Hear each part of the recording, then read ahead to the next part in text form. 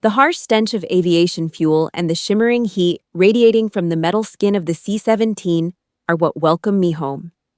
I loosen the strap of the duffel bag on my shoulder, planning to take a deep breath of the familiar, rusty air of suburban Pennsylvania after 9 months of deployment. Suddenly, the phone in my camo chest pocket vibrates violently. Not one, but 17 missed calls, all from my father. Right after, 2 sharp text messages flash on the screen. Card declined, call back now. And the next one? What have you done with our money? My chest freezes. The hand clutching the bag strap slowly goes limp. My eyes lock onto those 2 words. Our money. In the Army, that means we live or die together. At home, it is blatant theft. I am Captain Millie Arnold. 15 years in the service taught me how to spot a dying defense system. Before I tell you how I brought down this blood-sucking system, tell me, have you ever been treated like an ATM by your own family? If you have tasted that bitterness, leave a comment and subscribe to the channel to walk with me. The truth ahead is much crueler. Now, back to the tarmac. I do not press the call button. 17 missed calls do not signal a father's worry for a daughter returning from a combat zone. They signal the frantic rage of a man whose golden goose just stopped laying eggs. I slide the phone back into my cargo pocket. The vibration stops, but the phantom hum remains against my ribs. I hoist the 66-pound duffel bag higher, the strap digging into the scarred muscle of my shoulder. I walk. My boots strike the asphalt with a hollow, rhythmic thud that echoes off the corrugated hangars. This is the Northeast Philadelphia airport, gray, industrial, and tired.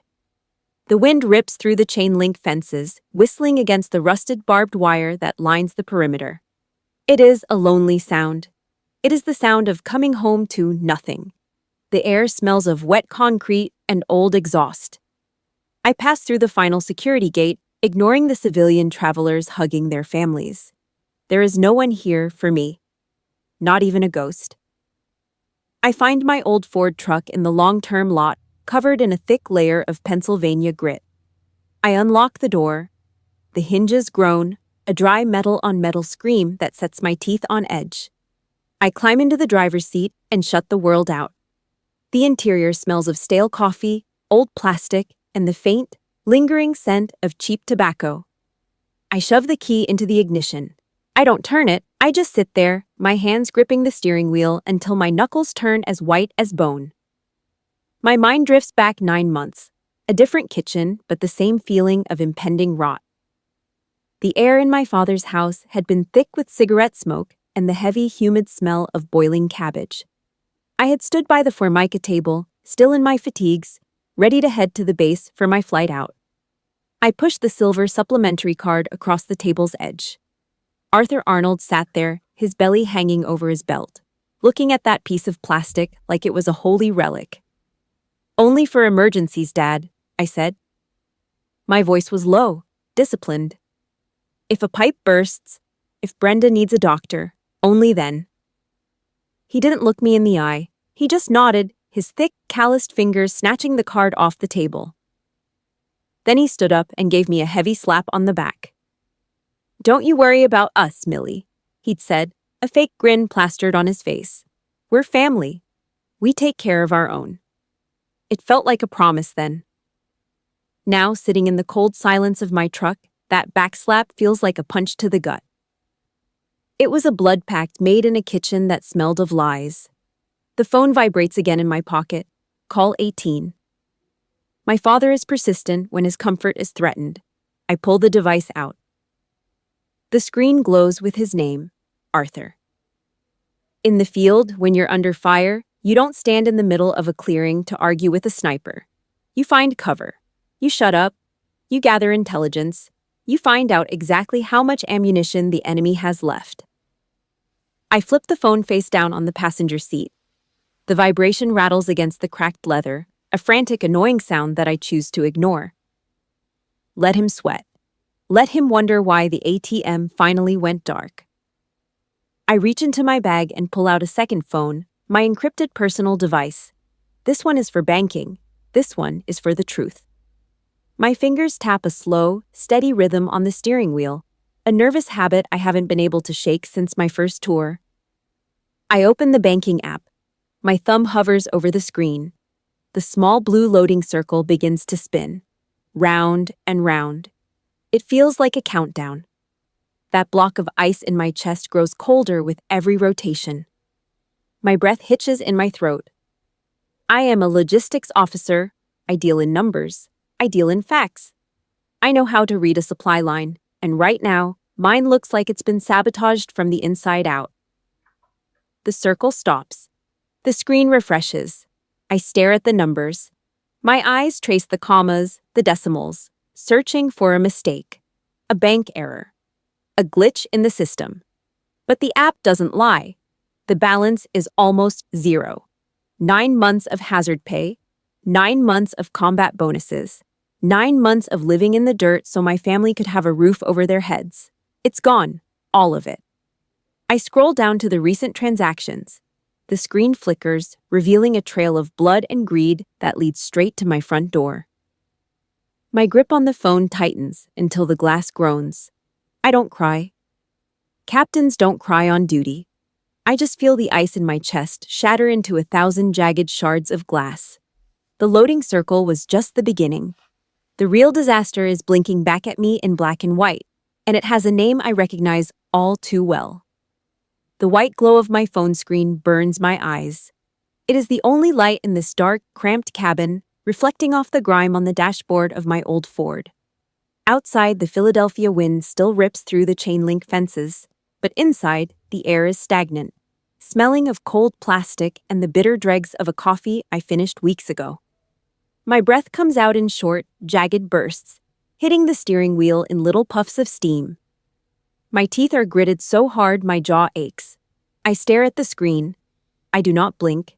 I do not look away. The numbers are there, cold, hard, final. My paycheck from the Department of Defense hits this account every 2 weeks like clockwork. It is supposed to be the bedrock of my future. It is 15 years of sand, sweat, and the constant ringing silence of a combat zone translated into digital currency. But the balance staring back at me is paper thin. It is a joke. It is an insult. I scroll back. My thumb moves with the mechanical precision of a soldier clearing a jam. I am looking for the leak. I am looking for the moment the defense system collapsed. It did not happen all at once. It was not a single, massive hit. It was a storm. A 72-hour frenzy of greed that tore through my life while I was still clearing customs. The first entry hits me like a physical blow to the solar plexus. $186. Prime Cut Steakhouse. It happened last Friday night.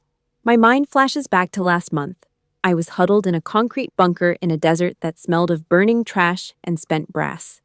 The sirens were wailing, a high, thin scream that signaled incoming fire.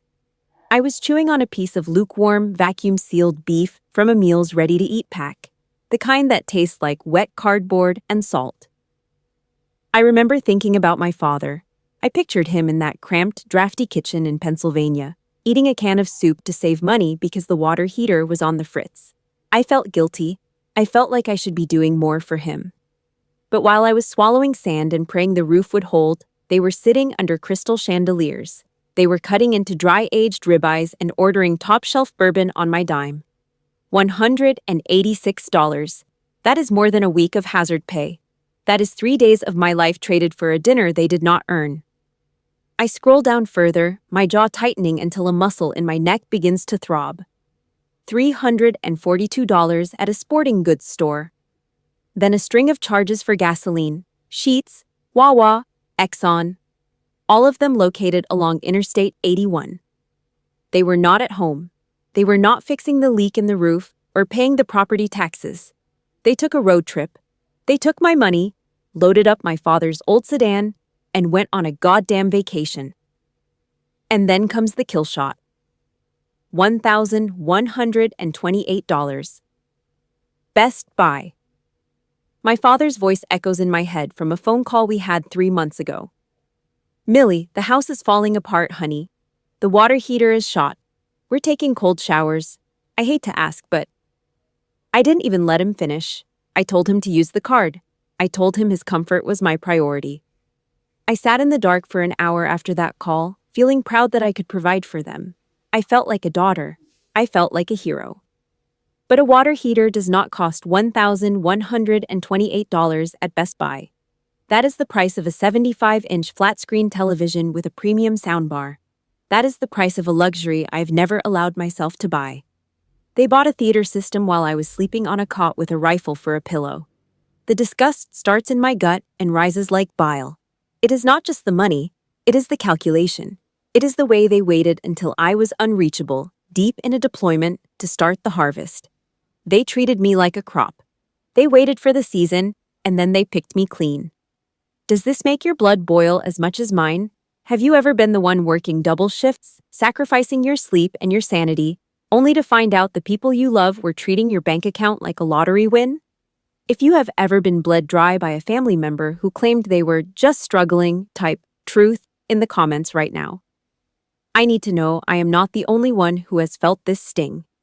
Hit that like button if you think it is time for the golden child to stop living on my sweat. My thumb moves to the bottom of the screen. Something is wrong. The scale of this theft is too large for a simple card swipe. They did not just use the plastic. They went deeper. I tap on the Settings and Security tab. My heart is a heavy, leaden weight in my chest. I click on the account profile. There, in the section for the recovery email address, is a name I did not put there.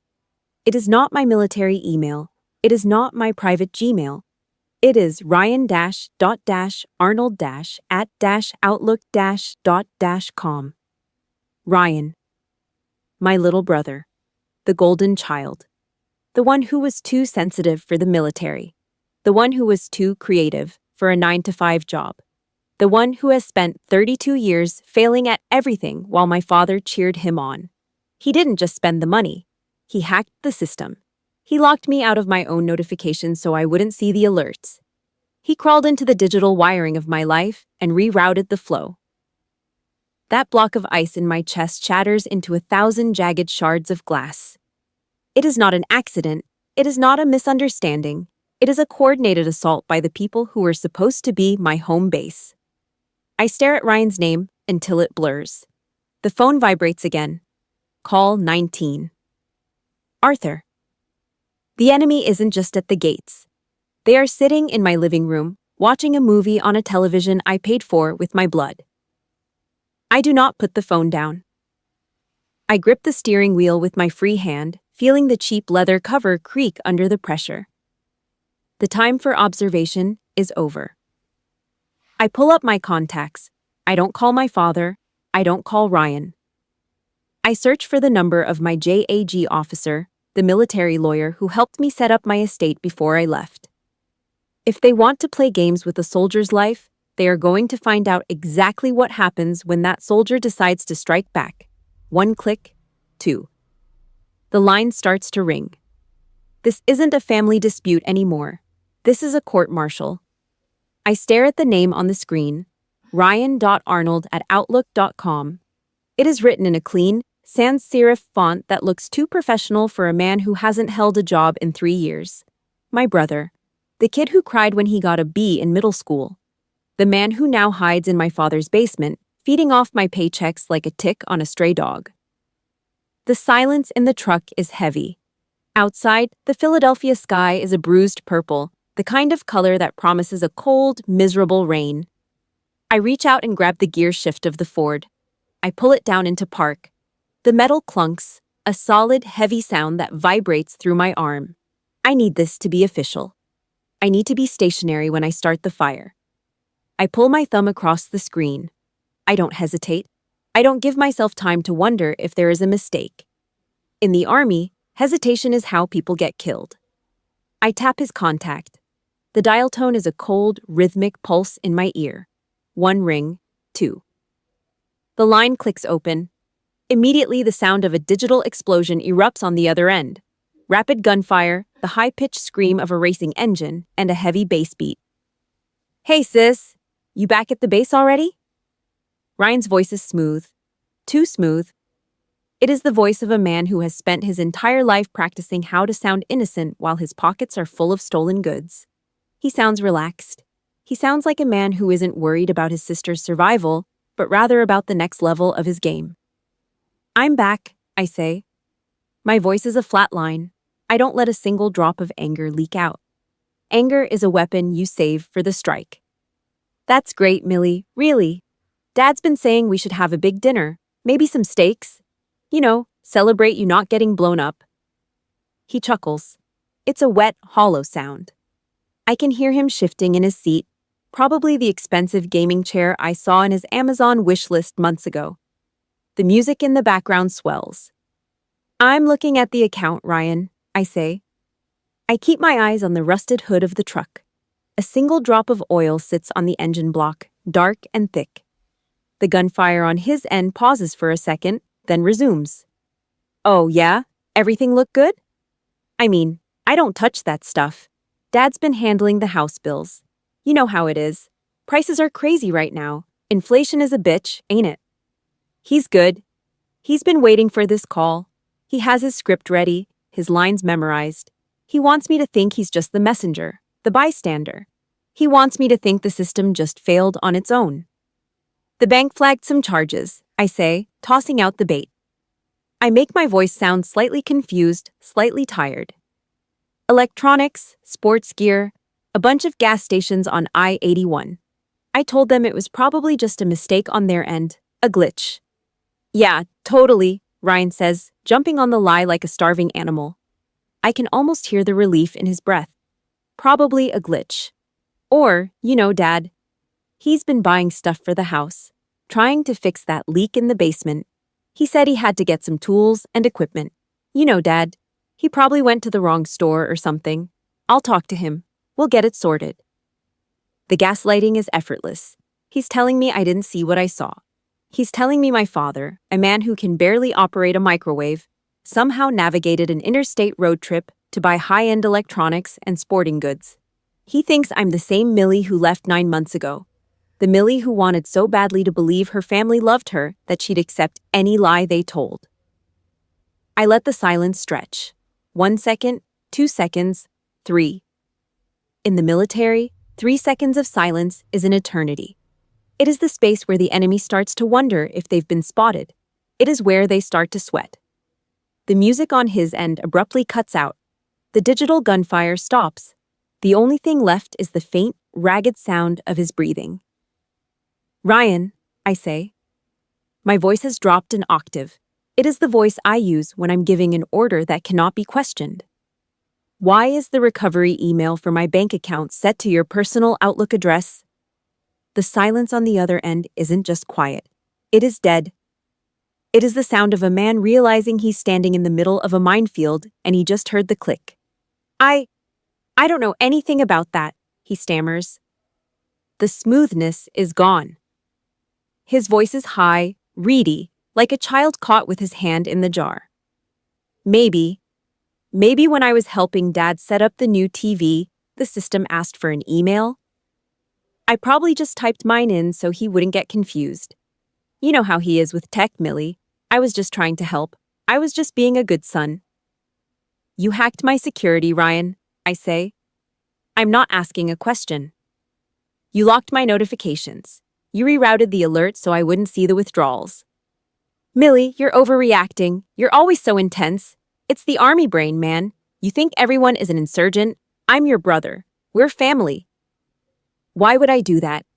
His breath is coming faster now. Short, shallow gasps. He's looking for an exit. He's looking for a way to make this my fault. He wants to call me crazy. He wants to tell me I'm the one with the problem. We are family, I say, and the word feels like ash in my mouth. And you are a parasite. I don't wait for his response. I don't want to hear his excuses or his whining or his fake apologies. I thumb the end call button. The screen goes black. I sit in the dark cabin for a moment, my heart thudding against my ribs like a trapped bird. My hand is shaking, just a little, not from fear, from the pure, concentrated heat of my own contempt. I reach into the pocket of my tactical vest and pull out my green moleskin field notebook. It is battered, the edges frayed from 9 months in a cargo pocket. I flip to a fresh page. I pull a black ballpoint pen from the spiral binding. I press the tip of the pen against the paper. I press so hard the metal tip nearly tears the fiber. I write one line in block letters. This is not a misunderstanding. This is war. I snap the notebook shut. I twist the key in the ignition.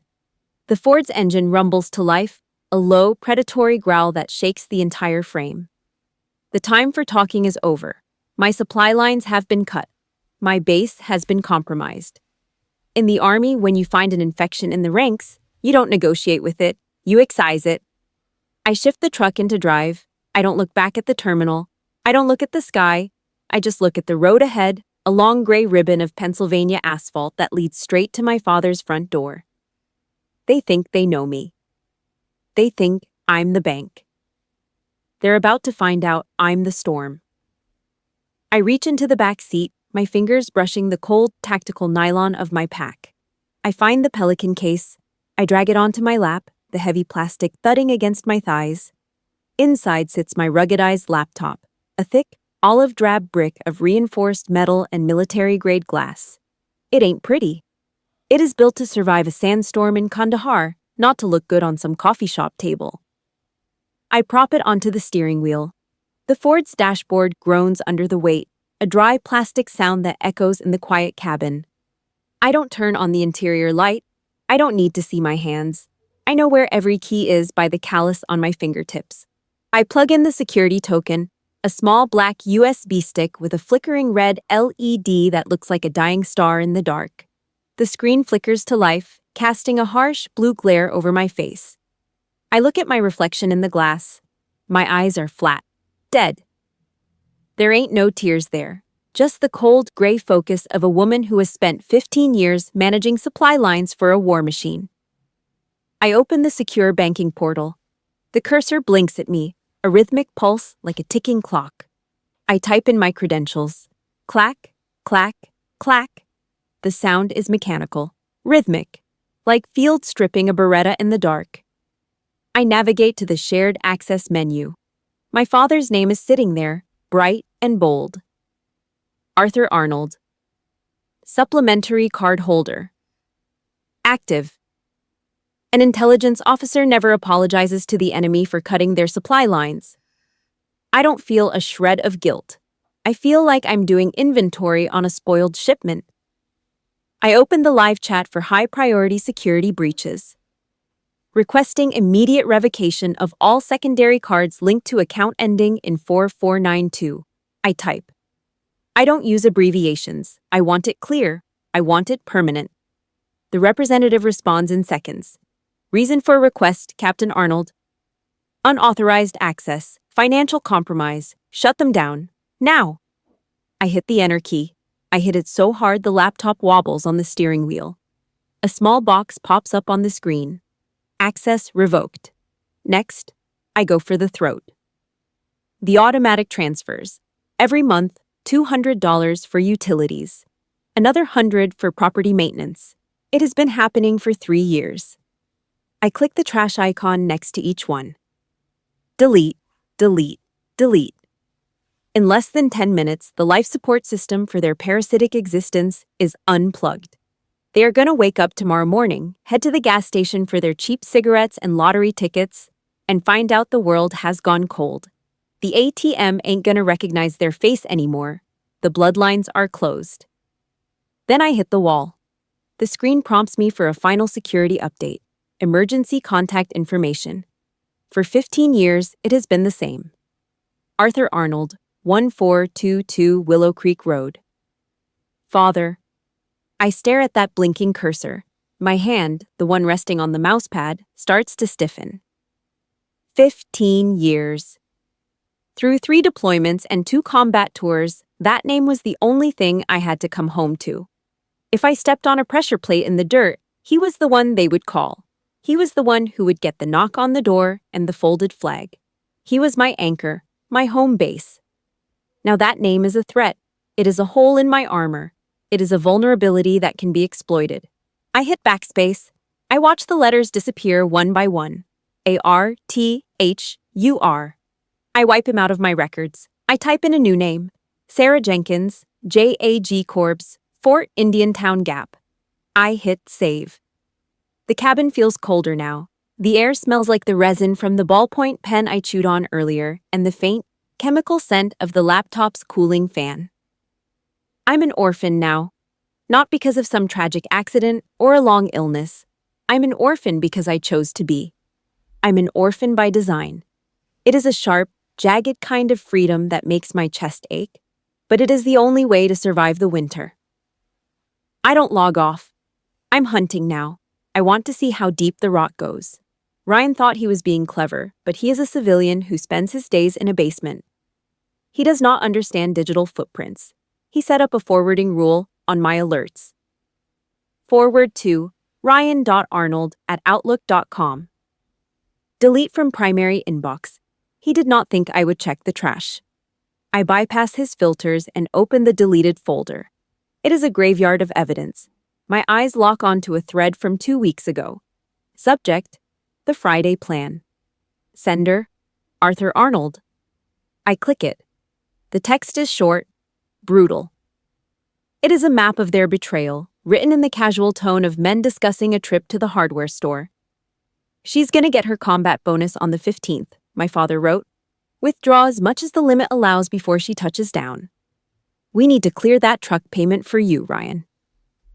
Don't leave a trail. She's too busy playing soldier to notice a few grand missing. Ryan's reply was even worse. I got the alerts blocked, Dad.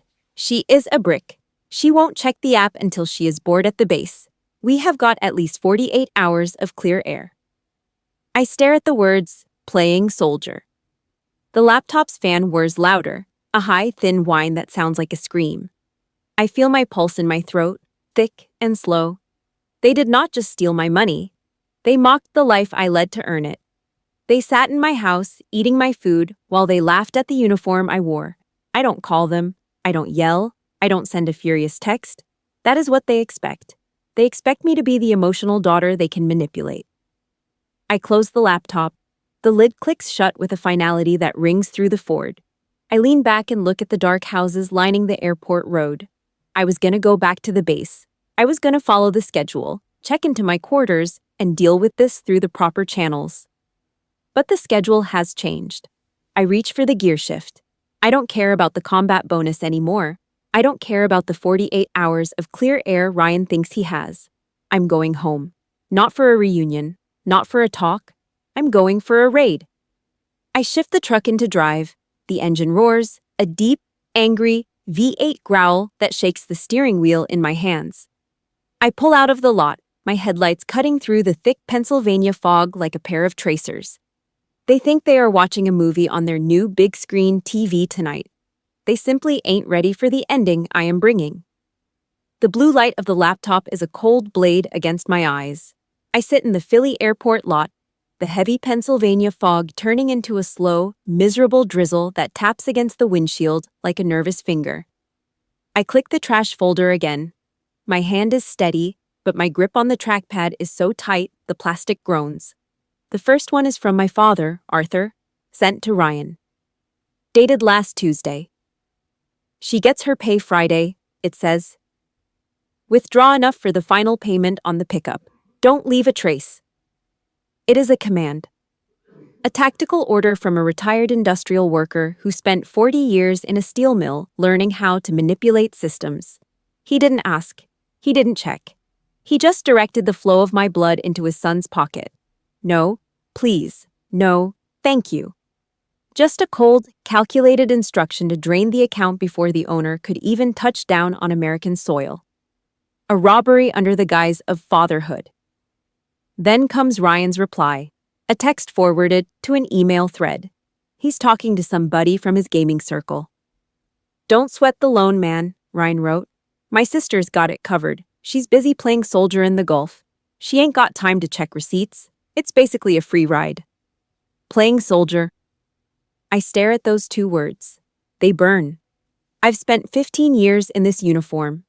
I've slept in the dirt of 3 continents. I've coordinated logistics for entire divisions while mortars shook the ground beneath my cot. I've seen things that would keep Ryan awake for a year. And to him, it's a game. To him, my service is just a convenient distraction so he can buy a new truck and sit in a basement. He thinks I'm a child playing dress-up. He thinks the risk I take is just a way for him to avoid a 9 to 5. Ryan spent his days in a climate-controlled basement, probably screaming at teenagers over a headset while he lived on my separation allowance. He called it a free ride. He treated my 15 years of service like a scholarship he'd won without ever opening a book. The arrogance of it, the sheer, unadulterated gall of a man who's never bled for anything in his life, makes the bile rise in my throat. I am a milk cow in a tactical vest. That is the realization that hits me. I am not a daughter. I am a funding device, a government-backed ATM that they check every 2 weeks to see if the balance is high enough for their next luxury. They didn't ask if I was tired. They didn't ask if the deployment was hard. They just wanted to know if the combat bonus hit the bank. They talked about my salary like it was a dividend from a stock they owned, not the price of my life. I feel the air in the cabin get thin. My chest is tight, not with sadness, but with a cold, vibrating rage that makes my ears ring. I look down at my hands. They are clamped onto the steering wheel. I release the grip, and I see the deep, red indentations in my palms. The leather of the wheel is scarred from my fingernails. My knuckles are white. My jaw is set so hard I can feel the pulse in my temples. The rain is coming down harder now. It smears the lights of the airport terminal into blurry, yellow streaks. I'm supposed to head back to Fort Indiantown Gap. I have a briefing in 8 hours. I have a report to file with my CO. But the mission has changed. I don't need a briefing to know who the enemy is. I don't need a report to see the damage. I have the receipts. The digital trail of their betrayal is saved on my drive, encrypted and backed up. I have the motive, I have the intent, and I have the location. I snap the laptop shut. The sound is like a gunshot in the quiet truck. I toss the Pelican case onto the passenger seat. It lands with a heavy plastic thud. I reach for the ignition. My fingers are steady now. The indecision is gone. The army brain Ryan mocked is exactly what is going to destroy him. He thinks I'm a brick? Fine, I'll be the one that smashes through his front window. I can see the silhouettes of the coal breakers in the distance, dark monuments to a harder time. My father always talked about the honor of hard work, but there ain't no honor in stealing from your own blood while she's downrange. He used the Steel City grit as a mask for his own cowardice. I'm done being the shield for his failures. I'm done being the scapegoat. I turn the key. The Ford V8 rumbles to life, a deep, predatory growl that shakes the entire frame of the truck. It feels like an extension of my own pulse. I tap the accelerator, and the engine roars back, a primal sound that drowns out the rain. I shift into drive. The tires grind against the wet gravel of the long-term lot. I don't look at the signs for the military base. I don't look at the GPS. I know the way to Scranton. I've memorized every mile of Interstate 81 over the years. I know every pothole, every exit, every dark stretch of road between here and the house I used to call home. I cut the wheel and head for the exit. I'm not coming home for a talk. I'm not coming home to cry on my father's shoulder. I'm going for a raid. I'm going to walk into that kitchen, and I'm going to watch the blood drain from their faces when they realize the ATM has arrived in person. They think they have 48 hours of clear air. They think I'm playing soldier somewhere on the other side of the world. They think they can spend my Friday paycheck before I even realize it's missing. They are about to find out that when a soldier comes home to find her base has been compromised, she doesn't file a complaint. She executes a tactical sweep. I hit the accelerator. The truck lunges forward into the rain. The lights of the Philly airport fade in my rearview mirror, replaced by the dark, wet stretch of the Pennsylvania highway. Scranton is 90 miles away. I'll be there by midnight. No warning, no call, no mercy. The storm is here. And it's driving a Ford. I pull the Ford into the gravel driveway, the tires grinding against the wet stones with a sound like breaking teeth. The Scranton fog is thick, a heavy gray curtain that clings to the peeling white siding of the house. I kill the engine. The silence that follows is sudden and suffocating. I sit there for a heartbeat, my hands still gripped at 10 and 2 on the wheel. Through the rain-streaked windshield, I see it. A silver 2024 Ram 1500 parked crookedly in the grass. It's shiny, it's aggressive, it's Ryan's. It's my 15 years of sand and sweat sitting on a set of premium Goodyear tires while the porch steps of this house are rotting through. I don't wait. I don't check my reflection. I don't adjust my uniform. I just open the door and step out into the mud. The rain is a cold needle against my neck, but I don't feel it. I walk up the steps, my combat boots thudding against the wood. The porch light is flickering, a dying yellow pulse that makes the whole place look like a haunted wreck. I don't knock. I haven't knocked on this door in a decade. I've paid the taxes, the insurance, and the mortgage on this dump since I was 21. I own the lock. I own the air inside. I push the door open. The hinges scream. The hallway smells of old carpet, damp dog, and that lingering sour scent of a house that hasn't seen a fresh breeze in years. I walk toward the kitchen. Thud, thud, thud. My boots hit the hardwood floors, sending a rhythmic vibration through the floorboards. It's the sound of a reckoning. I reach the doorway and stop. The three of them are there. It's a perfect little portrait of a parasitic ecosystem. My father, Arthur, is standing at the laminate counter, his thick back turned to me. He's wearing a stained undershirt and flannel pajama bottoms. Brenda is leaning against the sink, her arms crossed over her chest, staring at a spot on the floor. And there's Ryan, the golden child. He's sitting at the Formica table, hunched over a bowl of cereal, his knee bouncing a mile a minute. He's biting his nails, his eyes darting toward the hallway like a cornered rat. The air in the kitchen is thick. It tastes like burnt Folgers coffee and cheap bleach. Nobody moves. Nobody says a word. Arthur turns around slowly. He doesn't look relieved. He doesn't look like a father who just got his daughter back from a war zone. He looks like a man who's been interrupted during a business meeting. His face is flushed, his jowls hanging low. He hooks his thumbs into his waistband and huffs out a breath that smells of tobacco. "You're finally here," he says. His voice is a low rumble, meant to intimidate. It's the voice of the man who ruled this house with a belt and a bark for 40 years. "We've been waiting. The card was declined at the Sheets this afternoon. Then Ryan tried to run the payment for the truck, and that got flagged too. What the hell did you do with our money, Millie?" Our money. The words hit me like a physical weight, but I don't flinch. I stand there, feet shoulder width apart, my back as straight as a steel rod. I scan the room. I see the new 75-inch TV through the archway in the living room, its screen dark and silent. I see the high-end gaming headset draped over the back of Ryan's chair. "Did you hear me?" Arthur steps forward, his chin jutting out. He's trying to use his size to crowd me, the same way he did when I was 10. We had bills to pay. We had commitments. You can't just cut us off without a word. It's irresponsible. It's disrespectful to this family. Brenda looks up, her eyes narrow and cold. "We were worried, Millie," she lies. Her voice is like sandpaper. "We thought maybe something happened to the account." Ryan spent 3 hours on the phone with the bank. They wouldn't tell him a damn thing because you changed the security settings. Ryan finally looks at me. His face is pale, his eyes rimmed with red. He looks like he hasn't slept, but I know it ain't from worry. It's from the panic of a man who just realized his free ride has hit a brick wall. "You really did it, didn't you?" Ryan mumbles, his voice cracking. "You really locked us out." I don't answer them. I don't engage in the drama. I don't give them the satisfaction of my anger. I reach under my left arm and pull out a thick manila folder. I've carried it through the rain, protected by a plastic sleeve. I step into the room, the sound of my boots echoing off the grease-stained walls. I walk right up to the table. I don't look at Ryan. I look at Arthur. I see the vein pulsing in his forehead. I see the greed behind his self-righteousness. I toss the folder onto the table. It slides across the formica, knocking over Ryan's spoon. It stops right in the center of the room.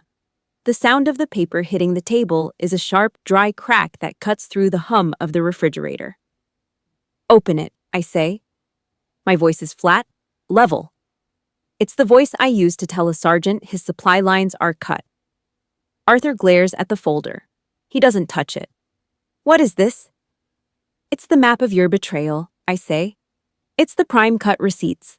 The the Best Buy invoices, the gas station logs from I-81, and it's the email thread you and Ryan shared while I was in a bunker, discussing how much of my combat bonus you could grab before I landed.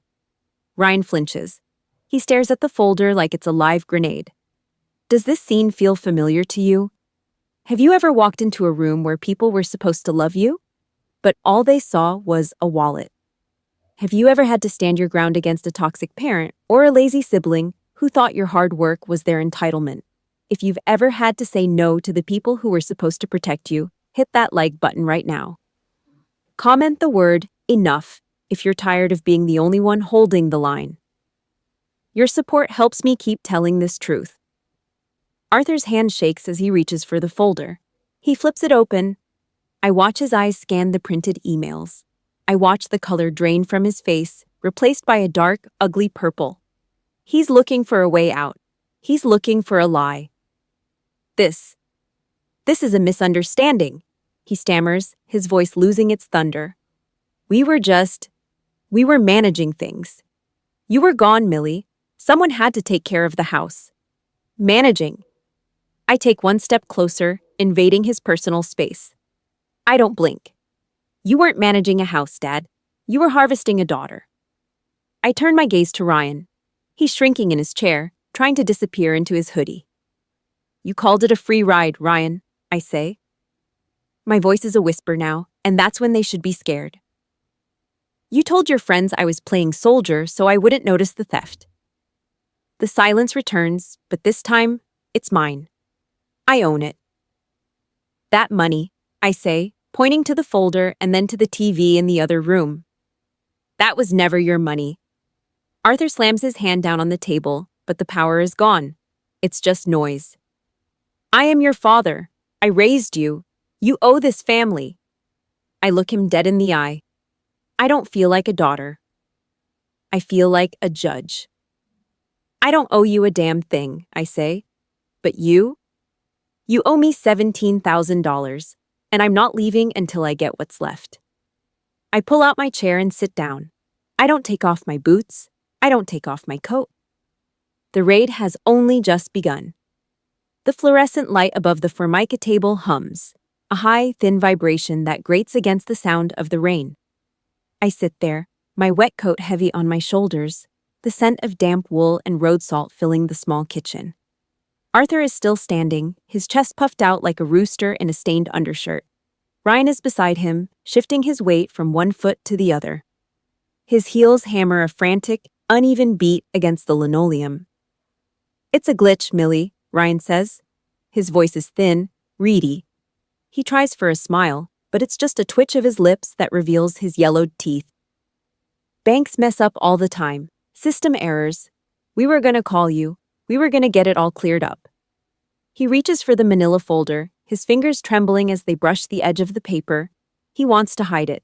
He wants to bury the truth before it burns him. Sit. Down. The words are a low, vibrating growl. I don't shout.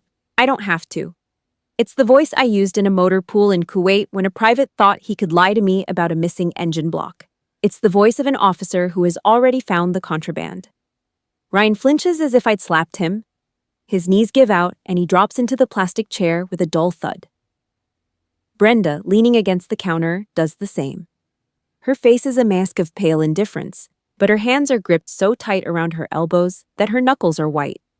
Only Arthur stays on his feet, his jaw working as he tries to find his thunder. I reach into the folder and pull out the first sheet. I lay it flat on the table, right next to Ryan's cereal bowl. A drop of rain falls from my sleeve and hits the paper, blurring the ink on a line dated March 14th. March 14th, I say. My voice is level, a rhythmic pulse. $612, Best Buy, a high-end dishwasher. We don't have a dishwasher in this house, Dad. But I hear Brenda's sister just got a kitchen remodel. I don't look at Brenda. I keep my eyes on the paper. I flip the page. Snap. The sound of the paper is like a dry branch breaking in the woods. April 3rd, $1,045, advanced auto parts, transmission work, and a set of custom rims. I look up then. I catch Ryan's eyes. They are darting around the room, looking for a hole to crawl into. The ram in the driveway has the exact same rims, Ryan. What a coincidence. Millie, you don't understand, Ryan starts, his voice rising in an octave of panic. I'm not done. I tap the table. Clack, clack, clack. Every single one of these transactions was authorized through the recovery email you set up. Every single login came from a local IP address. Yours, Ryan, registered to your gaming rig in the basement. Ryan's mouth hangs open. No sound comes out. He looks like a fish gasping on a dry deck. He looks at Arthur, begging for a rescue that isn't coming. Arthur slams his fist onto the laminate. The salt shaker jumps. Enough of this. I am the head of this house. You think you can come in here after 15 years of us keeping this place standing and talk to us like we're criminals? Everything I did for this family. You were gone. You weren't here when the roof leaked or the taxes came due. He's shouting now, his face turning an ugly, bruised shade of purple. He's trying to use the family shield. It's a rusted piece of scrap metal he's been hiding behind his whole life. He thinks if he gets loud enough, the facts will disappear. He thinks if he mentions family, I'll crumble like the little girl who used to apologize for things she didn't do. I stand up slowly. I don't raise my voice. I move into his space, my boots heavy and solid against the floor. I smell the stale beer and the desperation on his breath. Family, I repeat. The word tastes like copper and ash. Family is a support system, Dad. It ain't a harvest. You didn't pay the taxes. I did. You didn't fix the roof. My combat pay did. You didn't keep this place standing. You sat in that recliner and watched your son bleed me dry because it was easier than being a father. I slapped the final page onto the table. The summary. The total. The number that makes Ryan's breath hitch in a jagged gasp. $17,000, I say. The silence that follows is absolute. It's the kind of silence that happens right before the sky opens up. That's what you took. That's the price of your loyalty. 17 grand. Arthur's eyes go wide. He looks at the number, and for a second, I see the greed flicker behind his anger. He isn't thinking about the betrayal. He's thinking about how much more he could have gotten if he'd been more careful. He looks at me, and I see the mask slip. The family man is gone. There's just an old, tired thief standing in a kitchen he doesn't own. You're a cold-hearted bitch, Millie, he spits. The words are meant to cut, but they just slide off my armor. You come back here with your fancy rank and your big paycheck, and you think you're better than us. You're just a soldier. You're a tool. And if you think you're gonna ruin this family over some money, then you can get the hell out. We don't need you. We don't need your blood money. He's playing his final card, the disowned card.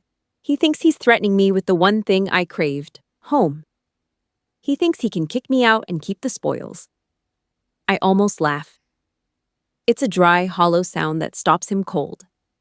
You don't need my money. I lean in, my face inches from his. My eyes are stone. That's good. Because while I was sitting in that truck in the rain, I wasn't just reading emails.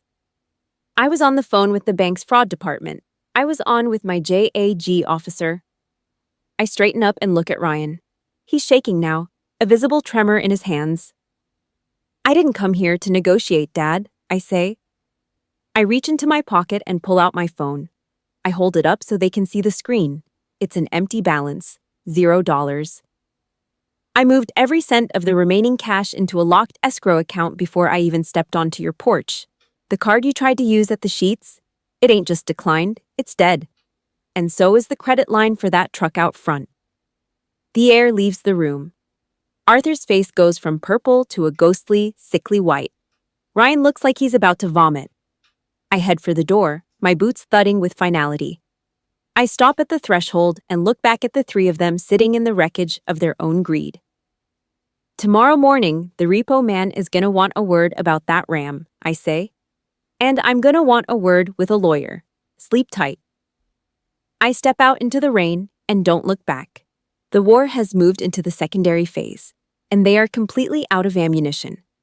The silence in the kitchen is no longer empty. It is a physical weight, thick with the smell of stale cigarette smoke and the sharp metallic tang of the rain I brought in on my coat. Ryan is still slumped in his chair, his hands buried in the pockets of his oversized hoodie. He's vibrating with a nervous energy that makes the cereal bowl on the table rattle against the laminate. He looks up at me, and for the first time, I do not see the little brother I used to protect. I see a predator who ran out of prey. So what, Millie? Ryan's voice is a jagged edge, tearing through the quiet. He kicks his chair back, the plastic feet screeching against the linoleum like a dying animal. He's trying to act tough, trying to find that old leverage he used to have over me. You think this makes you a hero? You think you can just march in here and hold us hostage with a folder of papers? What are you gonna do? Call the cops on your own flesh and blood? You gonna lock the cards and leave your father with nothing? He leans forward, a desperate, oily sheen of sweat breaking out on his forehead. He thinks he knows my weak spot. He thinks he can reach into my chest and find that old, soft part of me that used to cave just to keep this family from screaming. You think you can just cut us off? Ryan sneers, his lip curling in a way that makes my stomach turn. Go ahead, try it. See how you feel when you are sitting in some lonely barracks and you realize you have nobody left. We are the only people who give a damn about you, Millie. You think your army buddies are going to be there when you are old and gray? You are nothing without this house. I look at him. I look at the way he clings to his anger because it is the only thing he has left. I do not feel the familiar sting of guilt.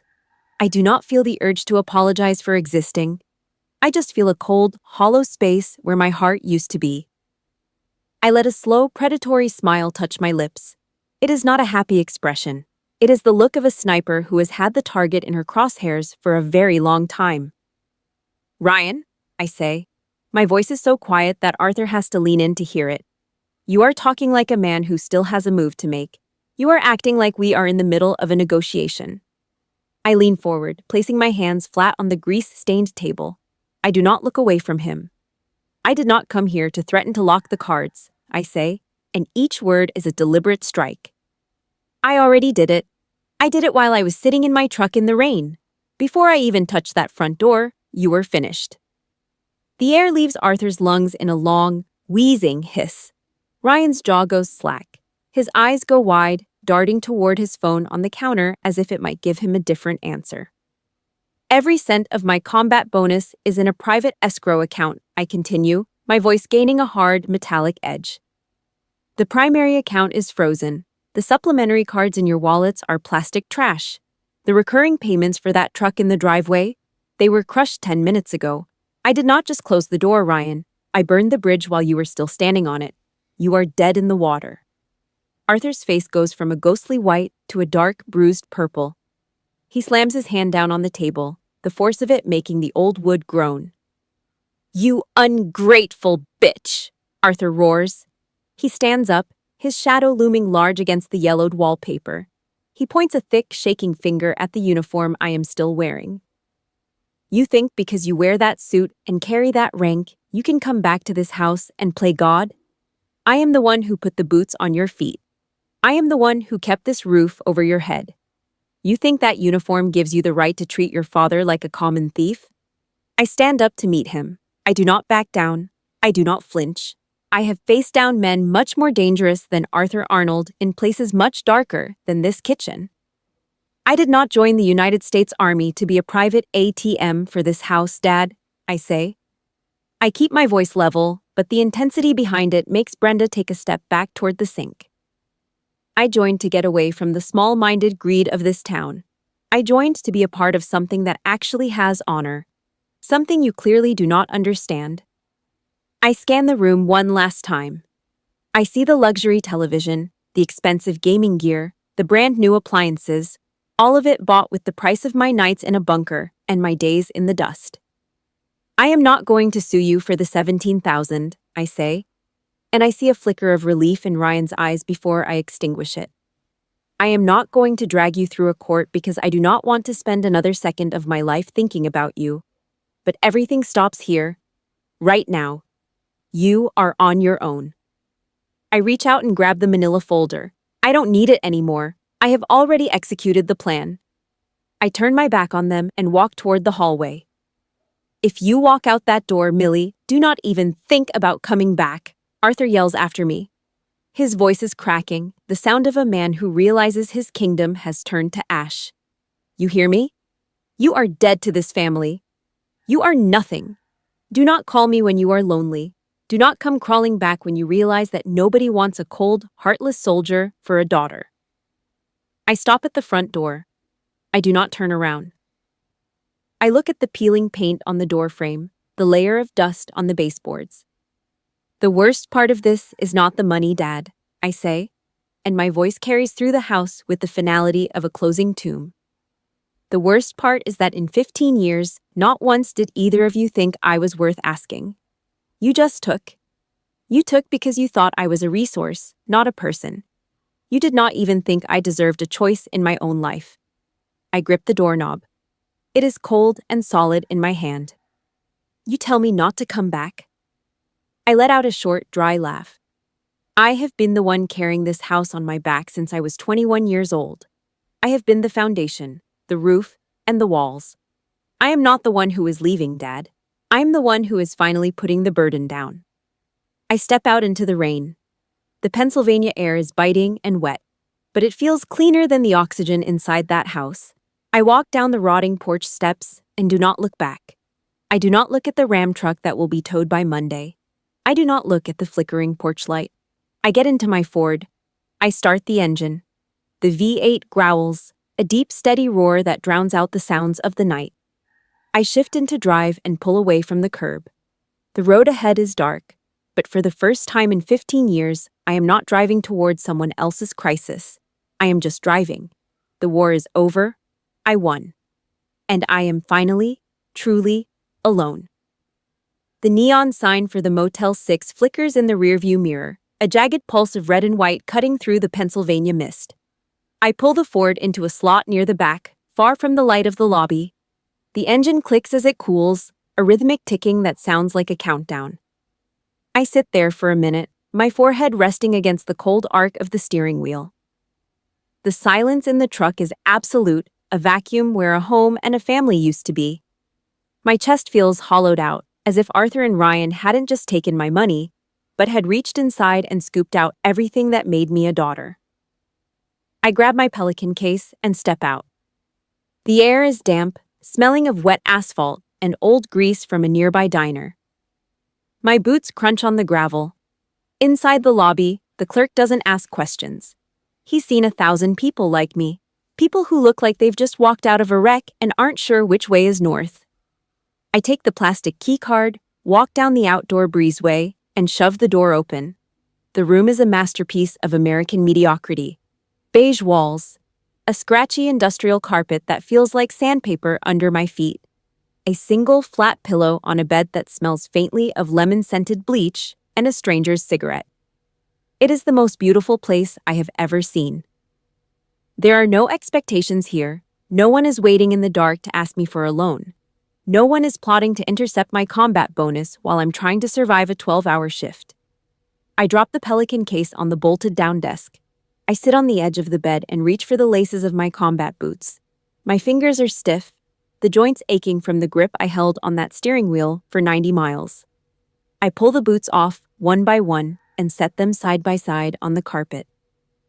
They look out of place here, too solid, too real. I lie back, staring up at the acoustic ceiling tiles. Outside, the ice machine down the hall begins to groan, a mechanical rasp that vibrates through the wall. Then the phone starts. It's on the nightstand, face up. The screen ignites, a harsh blue glare that carves through the shadows of the room. It doesn't ring. I've had it on silent since I left Scranton.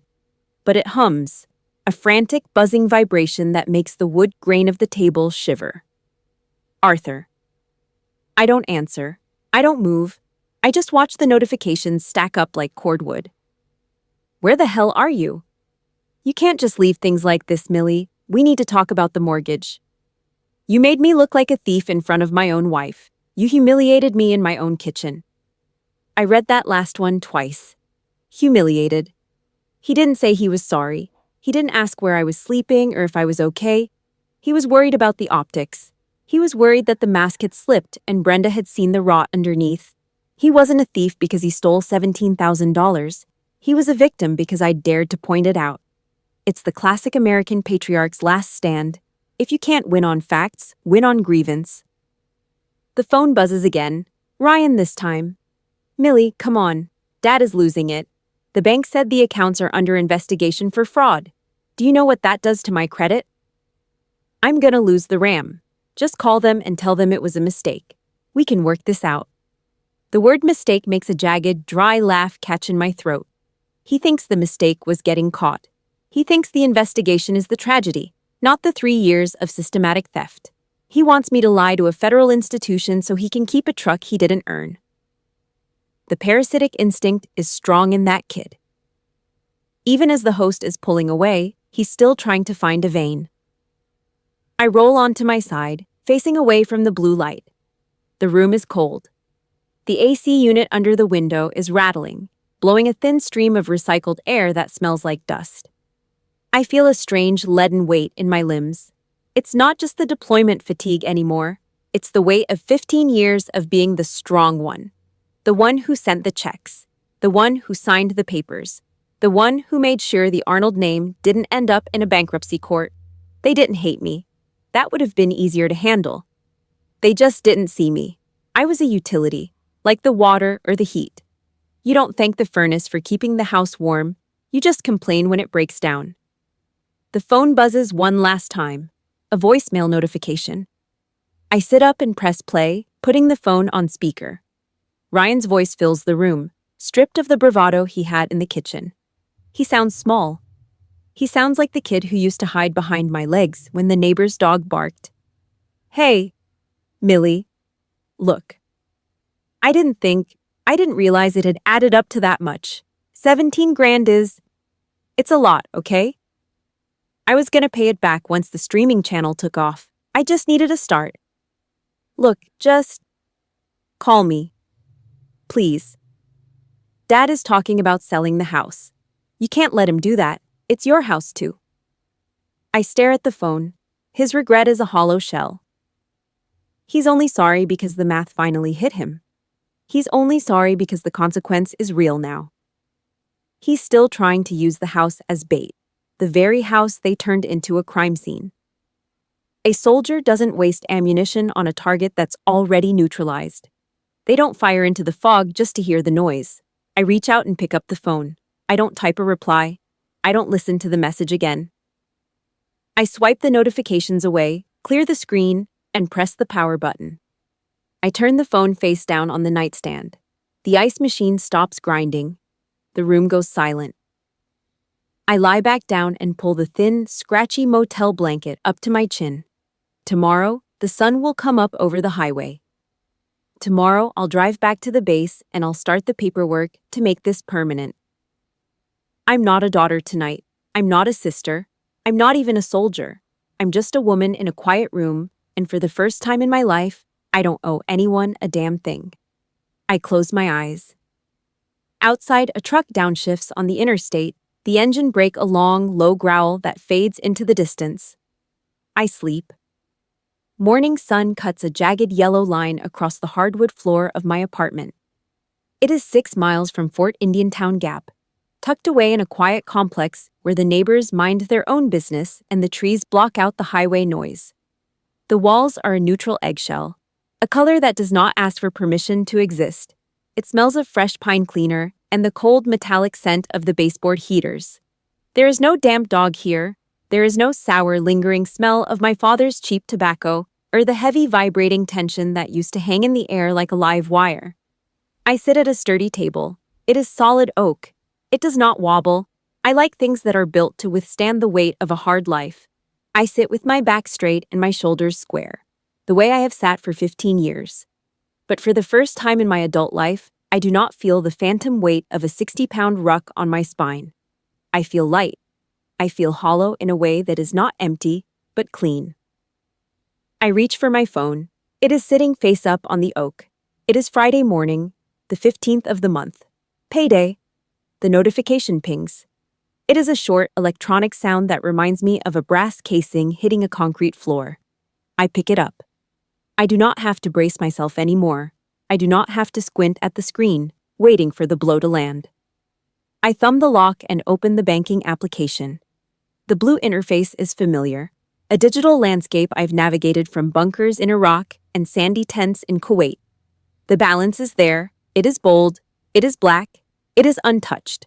My base pay, my combat bonus, my housing allowance.